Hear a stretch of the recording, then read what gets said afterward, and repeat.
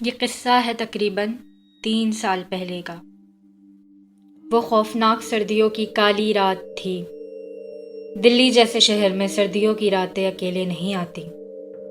वो साथ लाती हैं बर्फीली हवाएं, घना काला अंधेरा और कभी कभी तो कुछ ऐसे अनहोनी वाक़यात हो जाते हैं जिसके बारे में हम सोच भी नहीं सकते। उस दिन मेरी कार सर्विसिंग के लिए गई हुई थी। तकरीबन 7 बजे मुझे अपने दोस्त रोहन के घर जाना था डिनर करने। ये अच्छा हुआ कि मेरे पड़ोसी ने मुझे लिफ्ट दे दी। रोहन से सालों बाद मिला था। ड्रिंक और डिनर करते गप्पे मारते कब 12 बज गए पता ही नहीं चला। बीच बीच में ख्याल आ रहा था कि आज मेरे पास कार नहीं है, थोड़ा जल्दी निकल जाना चाहिए, मगर दोस्त से 5 साल बाद मिला था तो मन नहीं किया। खुद को यही समझाता रहा कि किसी ना किसी कैब सर्विस के ज़रिए चला ही जाऊंगा। So just chill. फाइनली उसकी प्यारी सी हैप्पी फैमिली को गुड नाइट कह के मैं नीचे पार्किंग में आ गया और मोबाइल ऐप से कैब बुक करने लगा। 15 मिनट बीत गए। स्ट्रेंजली कोई भी कैब नहीं मिल रही थी। तभी याद आया, ओह, आज तो न्यूज़ में कैब ड्राइवर्स की स्ट्राइक की खबर थी। ओह शिट, मुझे यह पहले क्यों याद नहीं आया। थोड़ा जल्दी ही निकल लेता। रोहन को कहूँ क्या ड्रॉप करने के लिए? ऐ यार, बहुत देर हो गई है, उसका रूटीन डिस्टर्ब होगा। फाइनली मैंने किस्मत के भरोसे सड़क पर चलना शुरू कर दिया, इस उम्मीद के साथ कि जैसे ऊपर वाले ने आते हुए लिफ्ट अरेंज करा दी थी, क्या पता जाते हुए भी कुछ करा दे, कोई लिफ्ट या ऑटो। बाहर इतनी सर्दी थी कि मेरी सांसें भारी हो रही थीं। हथेलियाँ लेदर जैकेट की पॉकेट में भी सुन्न होने लगी थीं। बीच बीच में अकड़ी हुई उंगलियों से अलग अलग कैब सर्विसेज ट्रैवल एजेंट्स के नंबर डायल कर रहा था। शायद कोई जुगाड़ हो जाए। इससे कोई फ़ायदा तो हुआ नहीं, लेकिन नुकसान ज़रूर हो गया। इस तन्हा रात का मेरा अकेला साथी, मेरा फ़ोन पूरी तरह डिस्चार्ज होकर डेड हो गया। तो अब ये तय था कि मैं खुद किसी की मदद तक नहीं पहुंच सकता था। वापस जाने के ज़रिए की खोज में घंटा बीत गया था। मैं तकरीबन 3-4 किलोमीटर चल चुका था। सड़क पर जो एक दो लोग आते जाते दिख रहे थे, अब वो भी दिखना बंद हो गए थे। अब मेरी धड़कन ये सोचकर बढ़ती जा रही थी कि आगे सड़क पर मुझे अकेले ही चलना होगा। उस कब्रिस्तान को अकेले ही पार करना होगा जहाँ हज़ारों जिस्म दफन हैं और शायद रूहें भी। चलते चलते बचपन में बड़े भाई से सुने हुए सारे भूतिया किस्से मुझे याद आने लगे, जो वो मुझे डराने को सुनाया करते थे। तब तो डर नहीं लगता था, लेकिन आज वो किस्से याद आकर मुझे डरा रहे थे। ओह गॉड, प्लीज़ हेल्प मी। कुछ बड़ा नहीं मांग रहा, बस घर पहुंचने का कुछ जुगाड़ करा दो, प्लीज़ गॉड। कहते हैं दिल से मांगी हुई दुआएं अक्सर कबूल होती हैं। मेरी भी दुआ कबूल हुई। उस ग्रेवयार्ड के जस्ट शुरू होने से पहले एक काली पीली पुरानी सी टैक्सी थोड़ा आगे जाकर रुक गई, फिर रिवर्स चलकर मेरे पास आ गई। मेरे ठंडे जिस्म में अचानक एक गर्मी की लहर दौड़ गई। शायद वो उस खुशी की लहर थी जो टैक्सी देखकर मेरे जिस्म में आ गई थी। मैंने ड्राइविंग सीट पर झांक कर देखा तो दिखने में एक लंबा चौड़ा पंजाबी आदमी जैसा ड्राइवर बैठा था। उसने पुराने ज़माने के टैक्सी ड्राइवर वाली खाकी किस्म की यूनिफॉर्म पहनी थी। उम्र कोई 40 के आसपास होगी। सांवला सपाट चेहरा, जिसके दाएं गाल पर बड़ा सा कट था। सर पर सफ़ेद बैंडेज बंधी थी। शायद हाल ही में कोई चोट लगी थी। उसकी दो गोल भूरी ठहरी हुई आंखों को देखकर मैं भूल ही गया कि मुझे कहाँ जाना है कि अचानक उस ड्राइवर ने मुझसे कहा, बैठो, मैं तुम्हें छोड़ दूंगा। कब्रिस्तान से अकेले इस वक्त गुजरना ठीक नहीं है। ये सुनकर मैंने दिल ही दिल में ऊपर वाले का शुक्रिया अदा किया और टैक्सी में बैठने लगा। बैठते ही मुझे बड़ी अजीब सी फीलिंग्स आईं। अचानक से गर्मी लगने लगी, जैसे वेदर टेम्परेचर एकदम से बढ़ गया हो। मुझे पसीने आने लगे तो मैंने लेदर जैकेट उतार दी। टैक्सी तकरीबन 40 की स्पीड से चलने लगी। मैं उस टैक्सी का गौर से मुआयना करने लगा। वहाँ हीटिंग सिस्टम जैसा तो कुछ नहीं था। उसकी पुराने ज़माने की गद्देदार छोटी सीट थी। सीट के ऊपर साइड में लगा एक छोटा सा पंखा था। खिड़की पर लगे लाल पर्दे, चलता हुआ काला मीटर। रेडियो पर ब्लैक एंड वाइट एरा के पुराने फिल्मी गाने बज रहे थे। ये सब देख मुझे 80s में बिताए अपने बचपन की याद आ गई।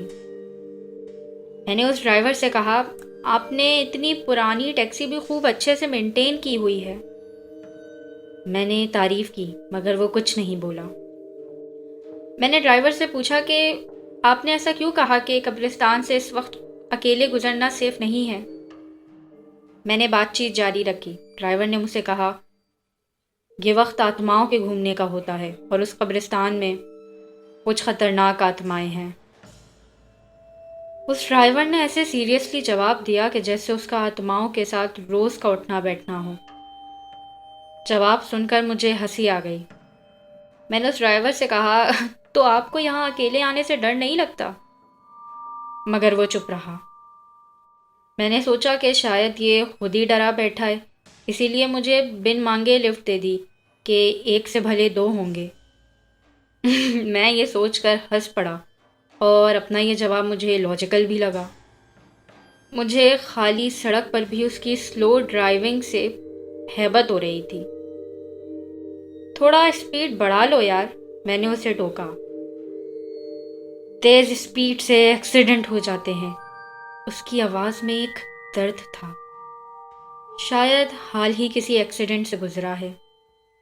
गाड़ी के दरवाजे पर भी तगड़ा डेंट है।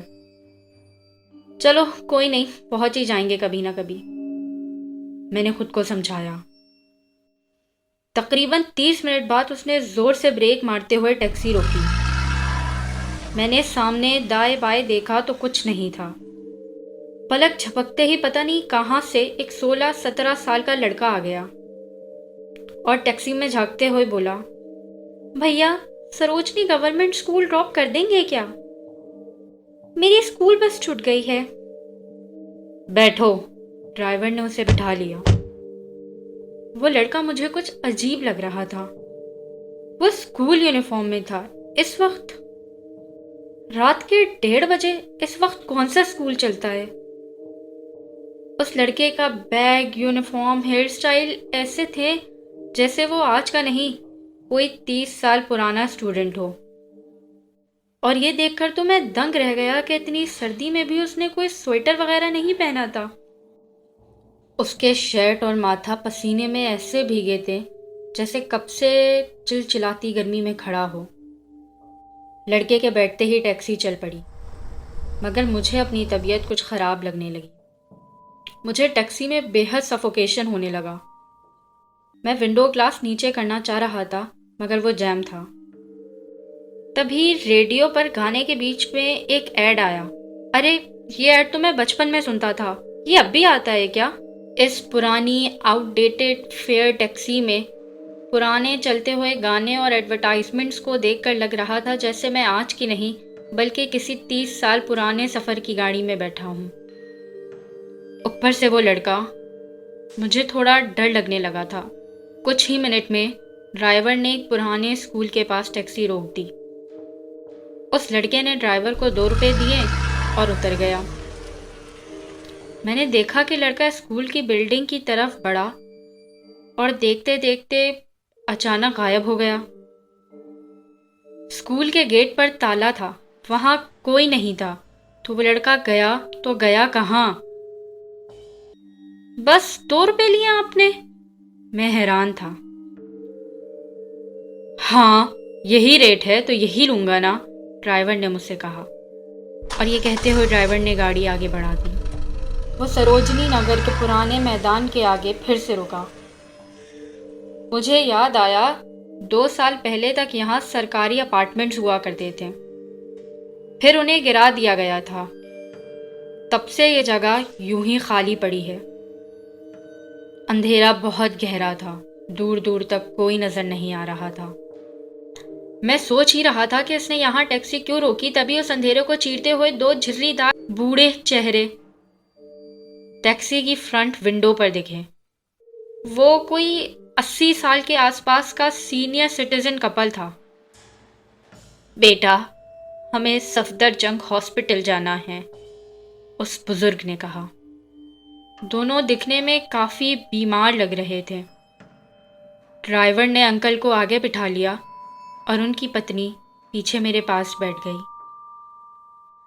आंटी अपने पति से कुछ न कुछ पूछ रही थी।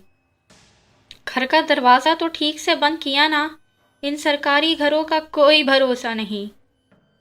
और गैस भी चेक कर ली थी ना, सारी रिपोर्ट लिख ली ना। वो दोनों मुझे ऐसे इग्नोर कर रहे थे जैसे मैं वहाँ था ही नहीं। डॉक्टर को फ़ोन कर लिया था ना, उन्होंने फिर से पूछा। ओह, भूल गया। हमेशा ऐसे ही करते हो, कोई काम ठीक से नहीं करते। वो कांपती आवाज में डांटने लगी। बेटा, दाईं ओर एक पीसीओ आएगा, वहां जरा रोक लेना, एक फोन करना है, आंटी ने ड्राइवर से गुजारिश की। स्मार्टफोन के दौर में पीसीओ? इन लोगों के पास मोबाइल नहीं है क्या?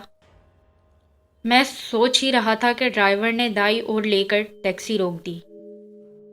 जाइए, सामने से फ़ोन कर लीजिए, ड्राइवर ने कहा। वो बुजुर्ग टैक्सी से उतर गया, मगर मुझे तो वहाँ दूर दूर तक कोई पीसीओ नज़र ही नहीं आ रहा था। वो आंटी ज़ोर ज़ोर से खांस रही थी। मैंने उन्हें पानी ऑफ़र किया, मगर वो मुझे पूरी तरह इग्नोर कर रही थी। मैंने उन्हें ध्यान से देखा। उनके हाथ में लिखा किसी डॉक्टर का प्रिस्क्रिप्शन था। ये क्या? प्रिस्क्रिप्शन पर ये कौन सी तारीख है? 7 मई 1982, 1982। इतना पुराना प्रिस्क्रिप्शन? पीसीओ? लगता है आज कुछ ज़्यादा ही चढ़ गई। शायद मैं सेंस में नहीं हूँ। कैसे कैसे इल्यूजन्स हो रहे हैं, जैसे किसी पुराने सफ़र का हिस्सा बन गया हूँ। तभी मेरी नज़र उनके पैरों पर पड़ी। मैं सदमे में आ गया। हाय, ये क्या? इनके पैर तो उल्टे हैं। तो क्या ये भूत है? मैं बुरी तरह डर गया। चिल्लाना चाह रहा था, टैक्सी से उतरकर भागना चाह रहा था, मगर जैसा मेरा खुद पर कोई कंट्रोल ही नहीं रह गया था। What the hell is going on? मैं हिल क्यों नहीं पा रहा हूँ? क्या मुझे स्लीप पैरालिसिस हुआ है? क्या ये कोई सपना चल रहा है जो मैं टैक्सी में बैठा नींद में देख रहा हूँ? मैं जितना समझने की कोशिश कर रहा था, उतना उलझता जा रहा था। हालात मेरे काबू में नहीं थे। वो अंकल टैक्सी में आकर वापस बैठ चुके थे और मैं डरा सहमा सब कुछ चुपचाप देख रहा था। कितनी बार कोशिश की कि ड्राइवर को इशारे से बताऊं, मगर वो भी अपनी धुन में मस्त था। कुछ ही मिनटों में ड्राइवर ने उन्हें हॉस्पिटल के पास ड्रॉप किया, वो भी बस 3 रुपए में। वो धीरे धीरे चलने वाले बूढ़े टैक्सी से उतरकर कहाँ गायब हो गए, पता नहीं। बस मुझे अब इतना सुकून था कि मेरा घर अब पास ही था। मैं तुम्हें सफदरजंग के टैक्सी स्टैंड छोड़ दूंगा, मैं उससे आगे नहीं जाता, ड्राइवर ने मुझसे कहा। मुझे भी थोड़ा रिलीफ मिला कि चलो अब मैं उस खौफनाक सफ़र से बाहर निकलूंगा और आज के बाद मैं कभी भी उस कब्रिस्तान वाले रास्ते से नहीं जाऊंगा। कुछ ही मिनट में टैक्सी स्टैंड आ गया। टैक्सी के रुकते ही मेरा शरीर हिलने डुलने के काबिल हुआ। मैंने तेज़ी से टैक्सी का गेट खोला और तेज़ी से ऐसे टैक्सी से भागा जैसे कोई बुरा साया मेरे पीछे पड़ा हो। तभी याद आया कि मैंने टैक्सी का किराया तो दिया ही नहीं।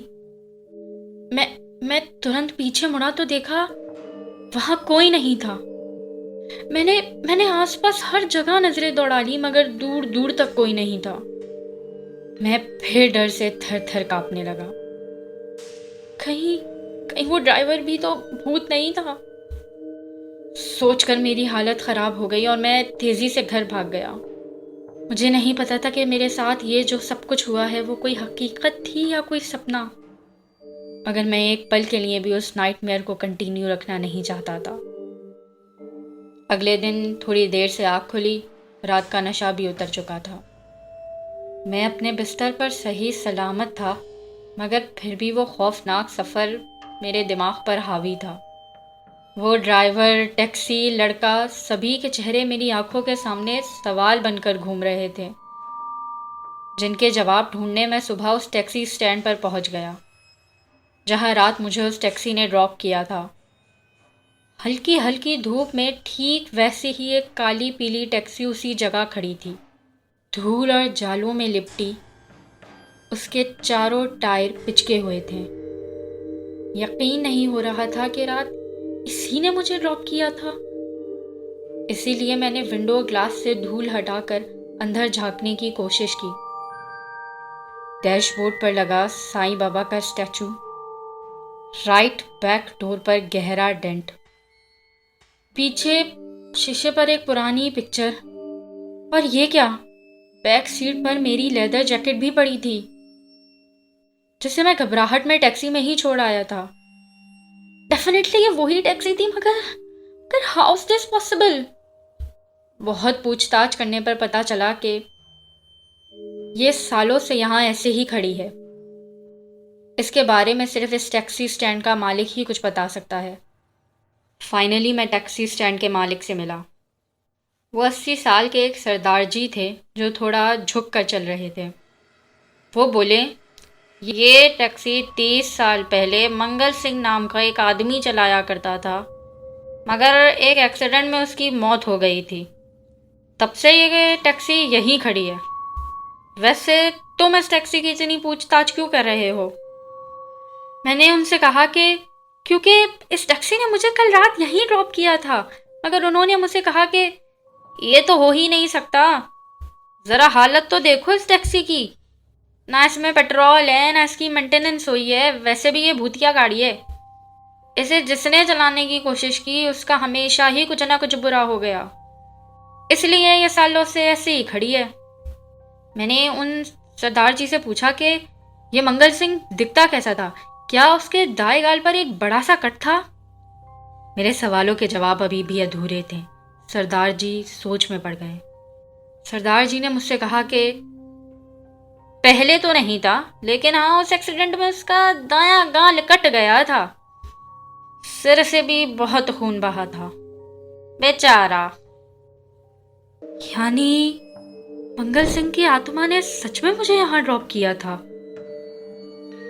ये सोचकर ही मेरे पूरे जिस्म में खौफ की लहर दौड़ पड़ी। मैंने सरदार जी से कहा कि आप मुझे मंगल सिंह के बारे में कुछ और बता सकते हैं? वो एक्सीडेंट कब हुआ, कैसे हुआ? सरदार जी ने कहा कि ये कोई 1982 की बात है। वो कहीं से सरोजनी नगर आ रहा था। टैक्सी में एक स्कूल का लड़का और एक बुढ़ा बुढ़ी भी बैठे थे, मगर रास्ते में टैक्सी ट्रक से टकरा गई। तीनों सवारियां बेचारी ऑन द स्पॉट मर गईं, मगर मंगल सिंह में थोड़ी सांसें बची रहीं। मैं उसे अस्पताल मिलने गया था, तो मरते वक्त ये बस यही कह रहा था कि आज उस लड़के का इम्तिहान था। उस दोनों बुजुर्गों को अस्पताल जाना था। काश ये एक्सीडेंट उन्हें ड्रॉप करने के बाद हुआ होता। और बस इसी दुख के साथ वो भी चला गया। सरदार जी बस बोल रहे थे और मैं सोच रहा था कि इसीलिए मंगल सिंह उन्हें रात ड्रॉप करके रोज अपनी अधूरी इच्छा पूरी करता है। मैं तो यूं ही उसके आखिरी सफर का हिस्सा बन गया। मन में ढेरों उलझने लिए मैं वापस घर की ओर लौट रहा था। तभी मुझे अपने पीछे तेज चलती सांसें महसूस हुई। लगा जैसे किसी ने बाएं कंधे पर भारी हाथ रखा हो। कानों में फुसफुसाहट सुनाई दी। तो आज रात भी सफदरजंग ही छोड़ू ना।